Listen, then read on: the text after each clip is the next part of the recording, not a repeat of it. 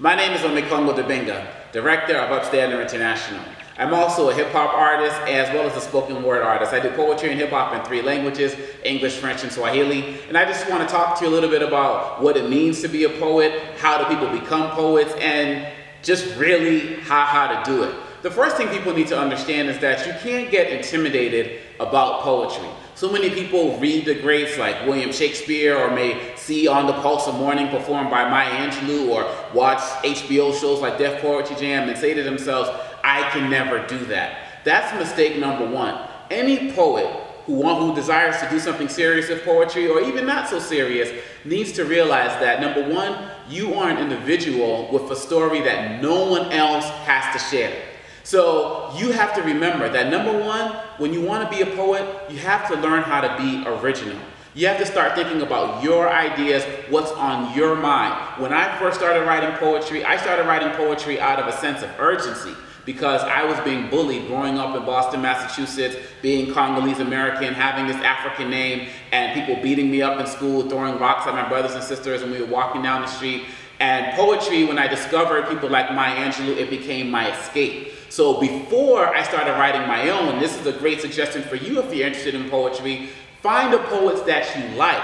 Read them on a regular basis. Dr. Maya Angelou, when I met her, she said read them out loud as well, and see what their styles are. See how they're communicating their stories. And once you see a particular style that you like, that fits who you are, then start to see if you can copy that a little bit in terms of how they deliver it. But what you deliver has to come from you. They say repetition is the key to mastery, and I believe that there's no problem in studying the people that you like, or studying the greats, or studying great poetry, and trying to create something similar to that as an entree. But you can't stay there, because at the end of the day, the most important thing is to get it out there. So how you get it out there, it doesn't really matter whether you're writing acrostics, whether you're writing sonnets, whatever it is. The most important thing is to get it down. Well, some people say, well, how do I know what to get down? Well, let me give you something very basic. Let me give you a topic. One of the ways that you can get your ideas out there is writing down everything you know about topics. So one thing that I like to do is I like to do a word storm. I like to do a brainstorm. So if I'm writing on technology, I'll write technology down in the middle of the page, and then I'll circle it, and then I'll write all of the things that come to mind relating to technology. So I'll write down iPhone, Apple, Best Buy, MacBook, anything that comes up with technology. And then what I do, which really helps a lot of the younger people I work with and people who haven't written poems ever, is I start to look for patterns, because all of us know basic poetry patterns. So for example, I look for rhymes, and that's something that's very easy for me to look for, because I know if I find 2 words that rhyme, then I'm going to put those lines together. So if I have iPhone here, and then I have my home here, then I know that I'm most likely going to write, I'm going to use my iPhone when I get to my home. So I know like I have a rhyme there. And remember, the poems don't always have to rhyme, but finding rhyme patterns can help you, make you feel like it's a little bit more poetic. Another thing that I look for once I have all of these words down is I look for metaphors. I look for ways to compare things. I can use similes. A lot of people when they're first writing poetry, they use a lot of similes. And remember, a simile is a comparison using the term like or as. So I can say, my iPhone is like my third hand because it's always with me when I travel across every land, something like that. So that's a comparison. But then you don't also have to use like or as, but you can also look at other ways to compare words. So that's another way that you can do it. I'm the type of person as a writer, the more words that I have in front of me, the easier it is to create. If you just think about stuff in your head all of the time, it's going to be harder to put it down. So give yourself a word map. Another thing that I like to do, which is kind of fun, and this can also help you, is I like to write theme-specific poems. So, for example, I have a poem called My Life is a Reality Show.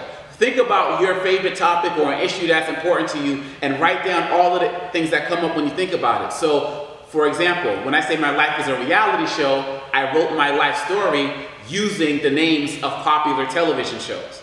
And that became a very easy, it's about a 5 or 6 minute poem, but became very easy for me because I use television to tell my life story. Other people take the names of cereals and write a story. Other people take the names of movies and write a story. There's so many different ways you can do it. So my life is a reality show is, my life is a reality show. And so I'm suing the creators of Survivor for copyright infringement. You see, I grew up on the streets of Roxbury, where too many brothers were getting buried under rocks for wearing the wrong shoes and socks in this hard knocks life, where you could get jacked for a wrong stare or not knowing what not to wear. So in that poem, I gave you Survivor, I gave you a show called Jacked, I gave you a show called What Not to Wear, and when I go on, I go into The Apprentice and American Idol, and I just use that to tell my story. So that's another easy way that you can start telling, and it doesn't have to be about you. Now, when you're first writing, if it's about you, if that's what works, fine. If you're somebody who likes to write about food, then fine. Social justice, fine. You have to start where you are the most comfortable.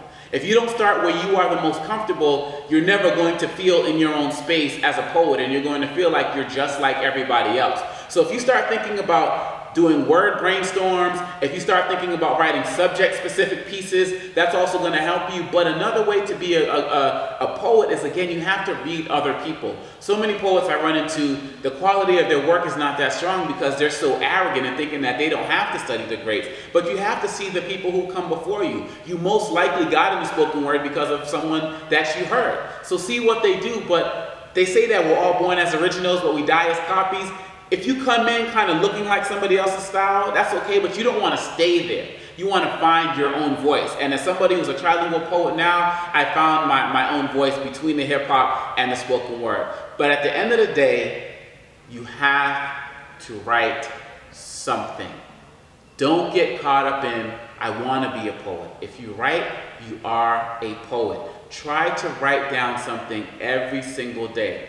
I believe that poetry has the ability to save people's lives. And if you don't share, you might as well be committing a criminal act yourself, because something that you say right now can inspire someone in Bangladesh, can inspire someone in Southeast, can inspire somebody in London to do something better or learn from your experiences. So don't worry about content.